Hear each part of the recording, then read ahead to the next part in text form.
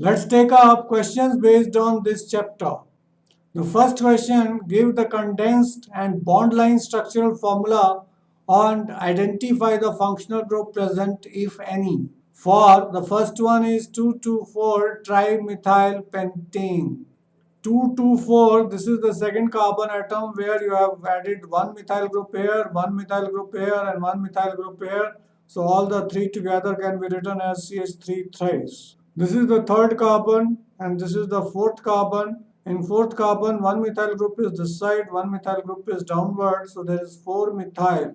So this is 2,2,4 trimethyl pentane because total carbon atom is 1, 2, 3, 4, 5. This is the bond line formula. Here, this is the first carbon, the lower one. This is the second carbon where two methyl groups are attached. This is third carbon. This is fourth carbon where methyl group is attached, and this is fifth carbon. So this is 2,2,4 trimethyl pentane.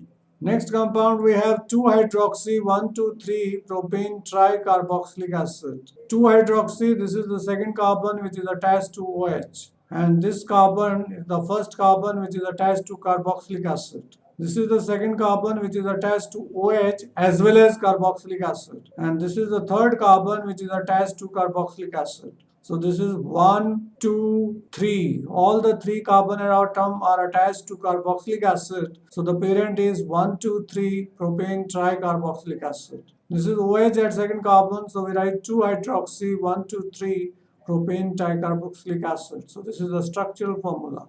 Next is hexane diol. Now the more accurately we can call it 1,6-hexane diol because aldehyde is always at terminal position. This is the first aldehyde group. This is number 1.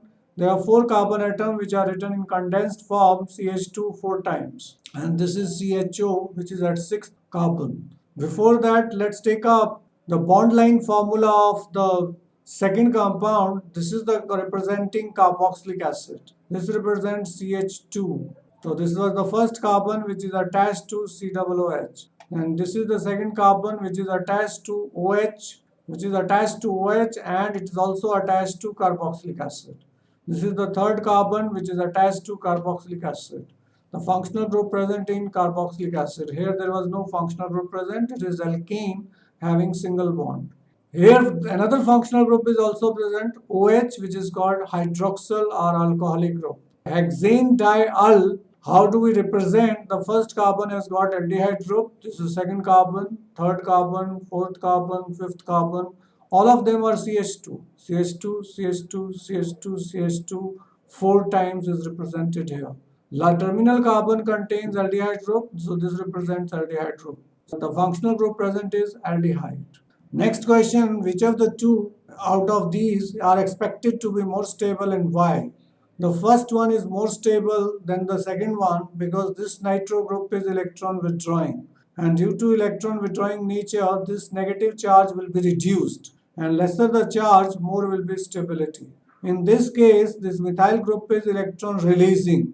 And that will increase the negative charge here, making it unstable. So electron withdrawing group will stabilize the negatively charged ion, whereas electron releasing group will destabilize the negatively charged ion. So this is the way how do we decide. Next question, identify the reagents shown in the bold in the following equations as nucleophile or electrophile. OH ion is negatively charged, so it has love for positive charge, that is nucleus, it is nucleophile. Cyanide ion is negatively charged, so it will have love for positive charge, that is nucleus, it is also nucleophile. The acetyl carbocation is positively charged, it will have love for electrons, so this is electrophile.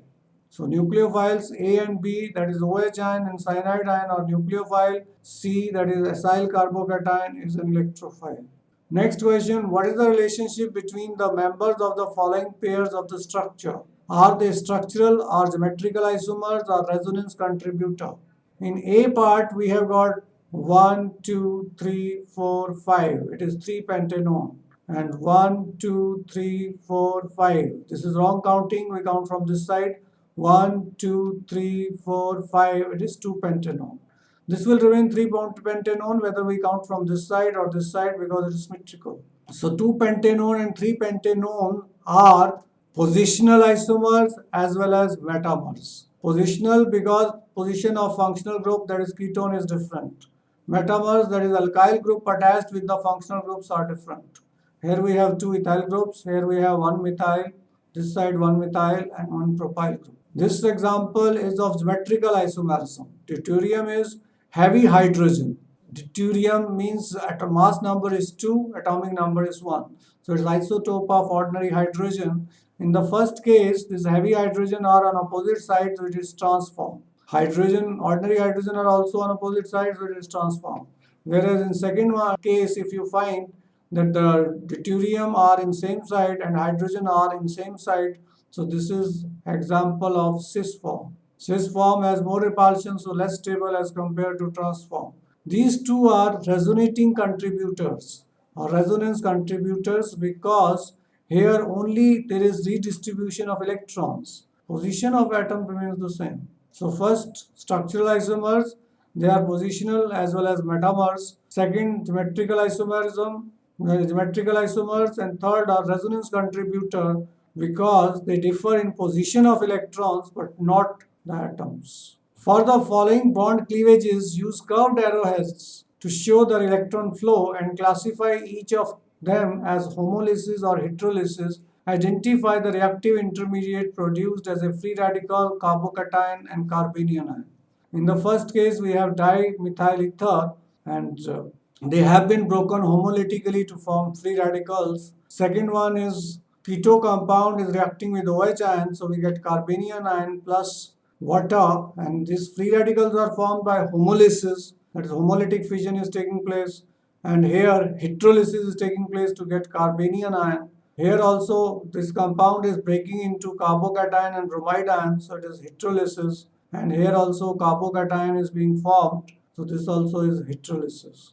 So see here we have shown the curved arrowhead to show formation of free radicals by homolysis. Here curved arrowheads will help us to understand that how carbanion ion is being formed. This pair of electron goes to this carbon, it becomes negatively charged. So this H positive ion are taken by OH ion to form water. So carbanion ion is generated. Here heterolysis is taking place, that this pair of electron is a shared pair of electron is taken by more electronegative bromine atoms, so Br negative is formed, and here we will get positive charge, so carbocation is generated. This carbocation is sp2 hybridized, therefore planar in shape.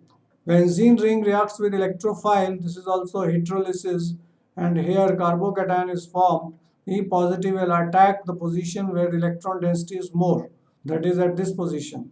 So this position will become positively charged, resulting in the formation of carbocation.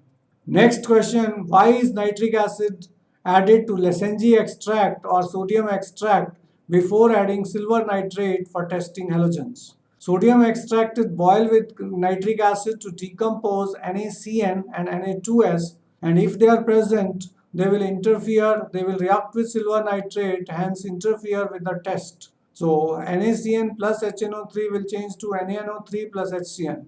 Na2S plus 2HNO3 will give you 2NaNO3 plus H2S. Both of them are gases and removed. If they are not removed, they will interfere. How they will interfere? NaCN will react with silver nitrate to form silver cyanide, which is white precipitate, plus NaNO3 is formed. Na2S, if not removed, will react with silver nitrate to form Ag2S, which is black precipitate of silver sulfide, plus 2NaNO3 is formed. So nitric acid must be added so as to avoid this complication. Name a suitable technique for separation of components from the mixture of calcium sulfate and camphor. You must remember there are two ways. A mixture of calcium sulfate and camphor can be separated by two methods. First one is camphor can sublime, but CaSO4 cannot. Therefore, sublimation of the mixture will give camphor on the sides of inverted funnel, whereas CaSO4 will be left in china dish. So first method is sublimation. Second method is based on solubility. Camphor is soluble in organic solvents like chloroform, carbon tetrachloride, etc. But calcium sulfate is not. Therefore, when the mixture is shaken with solvent, camphor goes into the solution, whereas calcium sulfate remains as the residue. On filtration, calcium sulfate will be separated, and the filtrate, if we evaporate the solvent, we will get camphor back. Explain why an organic liquid vaporizes at a temperature below its boiling point in the steam distillation. It is based on Dalton's law of partial pressure.